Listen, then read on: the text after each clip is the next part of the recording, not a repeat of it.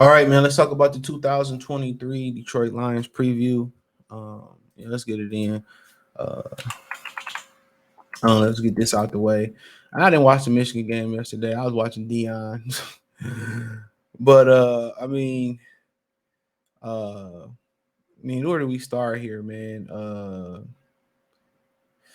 I don't even know where I'm gonna start at. We could just start talking about the roster, I would guess, man. And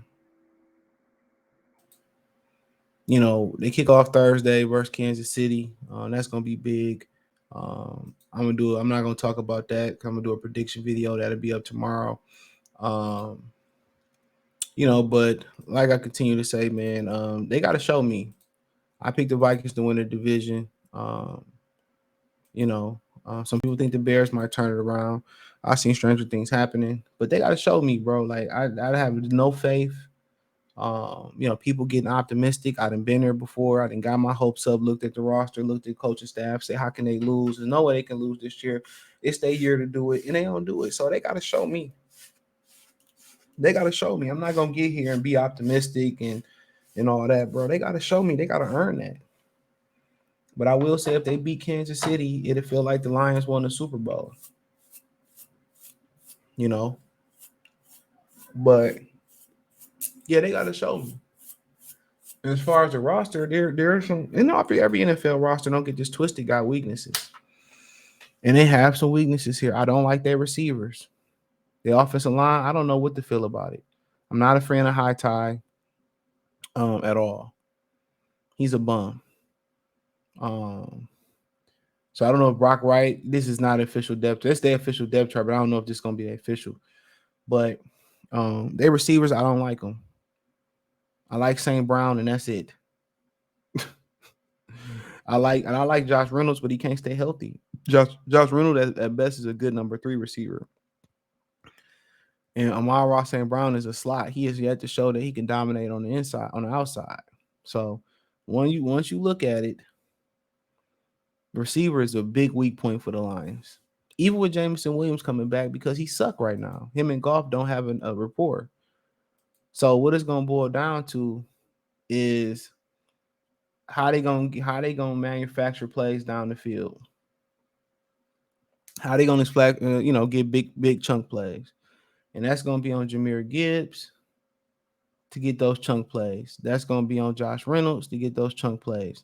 Cleve Raymond fast, but he don't get chunk plays, so it's gonna be Jahmyr Gibbs, Josh Reynolds, um, James Mitchell is the guys that can get down the field and get plays. The St. Brown, he can get down there and get plays. So, and then again, you talk about the quarterback. Will the quarterback, elevate his game or at least play to the level that he played last year? And bare minimum, they got to get Goff to play to the level that he played to last year. And that's the $1 million question. Can he play at that level? Can he play at that level?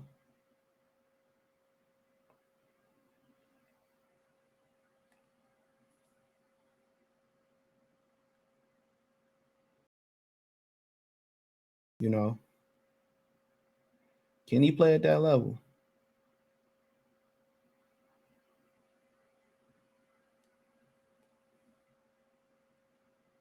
That's a $1 million question. Can he play at that level?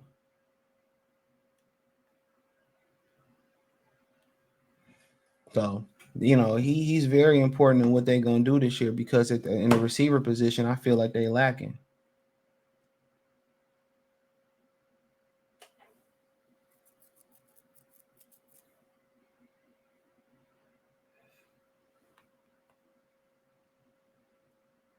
I feel that they good. They lacking.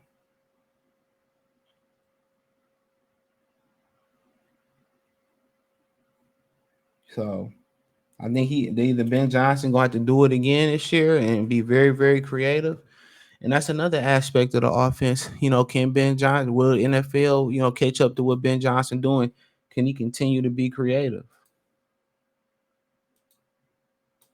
That's another $1 million question. Can he continue to be creative? Can he do it again?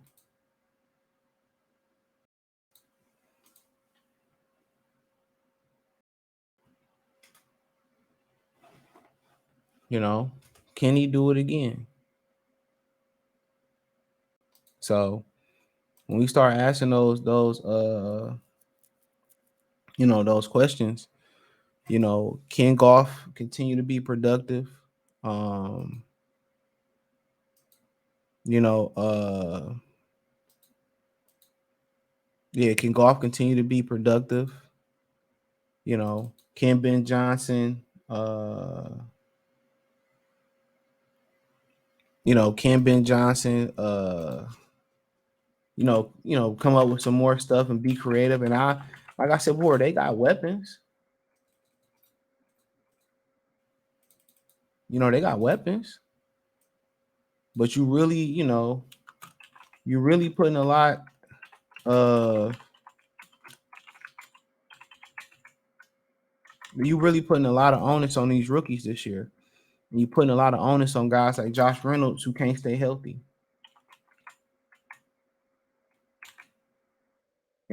So that's my whole thing about it. That's my concern. And if these rookies don't come in like Sam Laporta and they don't deliver, then this season gonna get real. This season gonna be real cold for a lot of Lions fans. So I think the biggest takeaways from these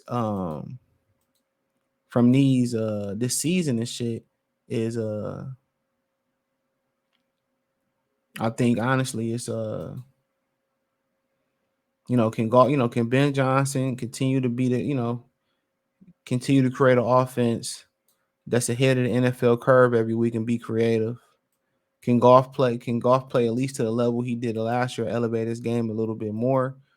And then offensively, how they gonna manufacture big plays down to chunk plays?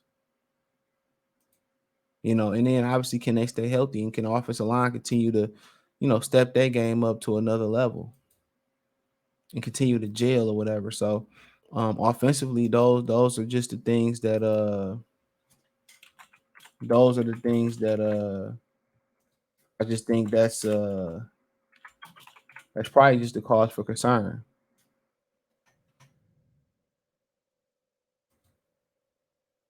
So yeah, I think those are the things that just cause for concern offensively.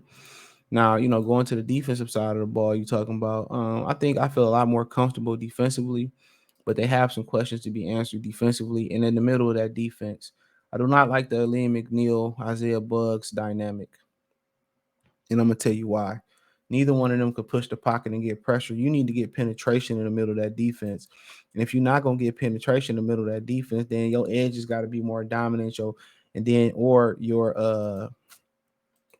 edge has got to be more dominant, getting pressure, or you got to send blitz linebackers up the middle of that defense and do more stunts and get creative, and manufacturing pressure up the middle of that defense. So that's my cause for concern. I don't like them two in the middle because neither one of them can rush the passer. And if they not A1 at stopping the run, I mean like A1 at stopping the run, then there ain't no point of putting them in there.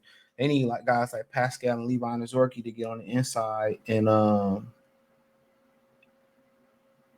you know, you know, to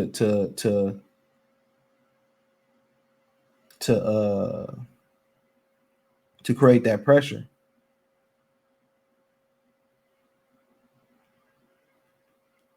You know what I'm saying? You know, to create that pressure. So that's gonna be the problem. You need that pressure to be creative, bro. And right now, I have concerns about them creating pressure up the middle. If they can't get that pressure up the middle, it's gonna be harder for Aiden Hutchinson to it's gonna be harder for Aiden Hutchinson to and Charles Harris, whoever on the outside to get to the quarterback. It's gonna be harder for them to get to the quarterback. So um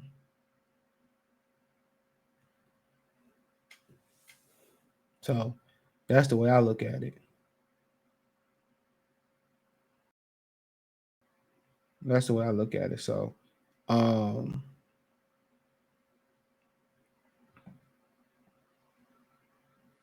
but nonetheless, that's my biggest cause for concern defensively. I don't like their defensive tackles, and I'm not sure they're gonna be good enough to stop the run either. So you hopefully you get some from Anna Zorki and Josh Pascal in the middle of that defensive defense and get them, some good pass rush in the middle. So that's just what I'm hoping. Linebacker wise, it is what it is. We'll see, man. It's been a lot of hoopla about Derek Barnes and what he improved on, and I don't put much stock in their linebackers at all. They not bad, but they not good. And we'll see what happened with Jack Campbell. And if Jack Campbell don't start right away, then people are gonna say it was a wasted draft pick. But they could have took this guy, that guy. So we just gotta wait and see what happens. So I'm not going to you know, jump on it. But cornerbacks, I think they look a lot better getting Emmanuel Mosley back in the frame. So I feel like now they got depth on the outside a little bit. I don't know much about Stephen Gilmore. I know that's Stephon Gilmore's nephew or brother, excuse me. I know you got Ellen Fowler who could drop down there and play some corner. So I feel a lot better about that corner situation. It seemed like they're gonna go with Gardner Johnson and Kirby Joseph as their safeties. Brian Branch in the nickel and Tracy Walker gonna have to get it where you fit in, but got a lot of great depth at safety. Got a lot of versatility out there too, because Tracy Walker can play some corner, Melifano can play some corner, Gardner Johnson can play some corner. Brian Burns is essentially gonna be that third linebacker. You see how they got two linebackers here right now. It's usually, depth charts back in the day usually be a base 4-3-3-4 depth chart, 3 or 4 linebackers.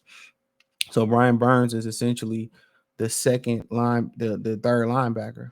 So that's why he's so important that you got to cover and you got to be able to fill the box and make tackles. You see what I'm saying? So that's why he becomes that much more important to what they doing. So, but other than that, man, you look and I say, man, that my second cause for concern is a two-part cause for concern for the Detroit Lions, and it is the inability to gel the front end with the back end, or just the back end gelling. Playing in secondary is all communication, single high, cover 3, cover 4, Robin, whatever it may be in the back end. They're gonna have to gel. And it's gonna take the time to gel. Oh, you supposed to have it. We playing cover 2 sync. That was your man. All that's going. They're gonna have some blown assignments. And they're gonna give up some big plays early. But how quite fast can they gel? And with that back end gelling, they got to gel with the front end. For the most part, the front end, everybody's familiar with each other. The back end is where you got new guys back there: Cam Sutton, Emmanuel Mosley, Kirby Joseph. Gardner Johnson, Brian Branch. So that back end, the front end is already familiar with each other. Even though they weren't so much healthy on the D line, they get more depth. But the back end gelling with the front end, and the front end gelling with the back end, and the back end gelling overall is pretty much where your issues come in. So our biggest cause for concern defensively is the lack of pass rush in the defensive line, interior defensive line. Our second biggest concern is the lack of camaraderie in the secondary, and the third biggest concern, which is part of the second biggest concern, is how the front end and back end gel together, with the back end pretty much being revamped. Offensively, the biggest cause for concern is the lack of weapons on the outside. Where they gonna get that plays down the field at?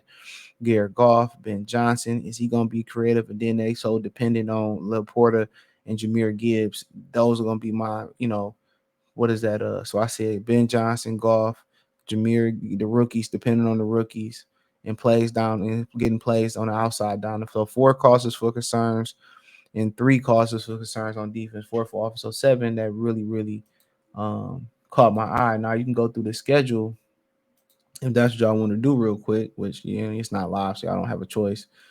And let's see. And I don't predict games. I don't have expectations for the Lions. I don't predict games. But you look here, Kansas City, Seattle, Atlanta. I mean, could they start off 0-3? Absolutely. I can see it. Seattle's a good football team. Kansas City's the world champs.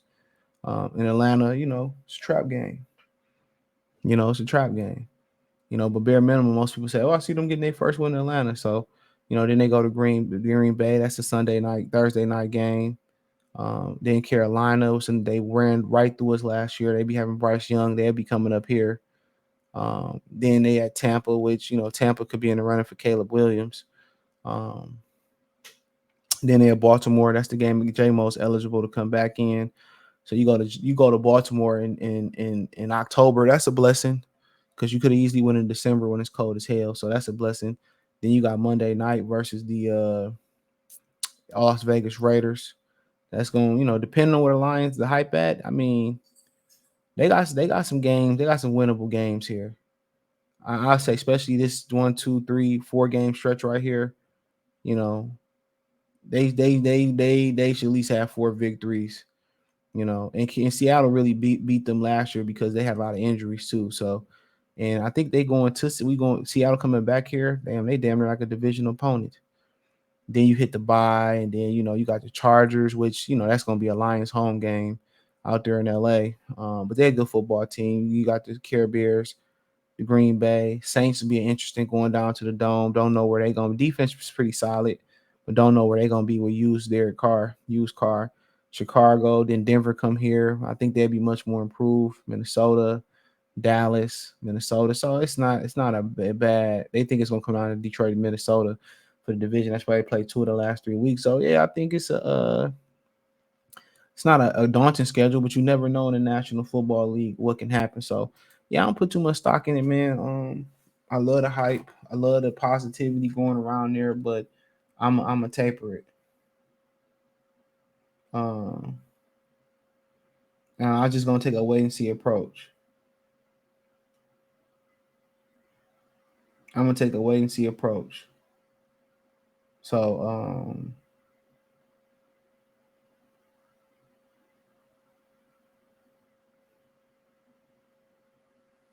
you know, I'm gonna take a wait and see approach.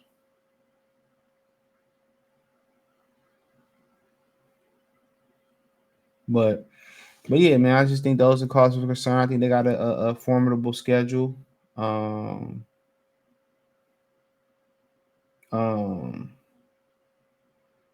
and I'm looking forward to it like everybody else, man. And I'm gonna take a wait and see. I'm looking for Thursday. Looking forward to see what they do Thursday and all that type stuff. So, um, so. But yeah, Thursday gonna set the tone for a lot of people. I don't like them playing on Thursday. Um, um, yeah, I don't like them playing on Thursday, but this Thursday and opening up the season and all that. But we have to wait and see what happens. But yeah, I feel that